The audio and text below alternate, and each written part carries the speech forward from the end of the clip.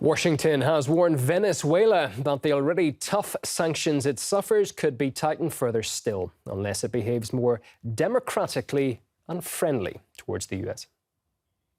Our sanctions on the Maduro regime remain in place. They will remain in place until and unless there is demonstrable progress towards fulfilling the democratic aspirations of the Venezuelan people. If the Maduro regime fails to make good on its pledge to negotiate in good faith, we also have the potential to calibrate those sanctions in the other directions.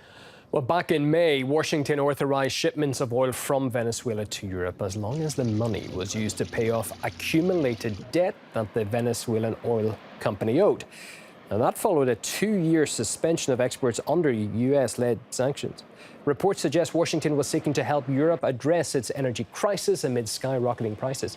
But now Caracas has halted those oil shipments to Europe, reportedly saying it instead wants refined fuels from European producers in exchange for crude.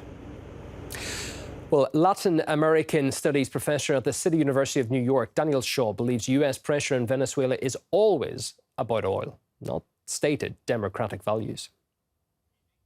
Everyone in the world knows that the U.S. has no interest in genuine representative people's democracy in Venezuela, in South America, or anywhere in the world. This is about oil. This is about a harsh, pending winter that is coming up very fast on the European Union and on the United States. They have cut themselves off from Russian oil.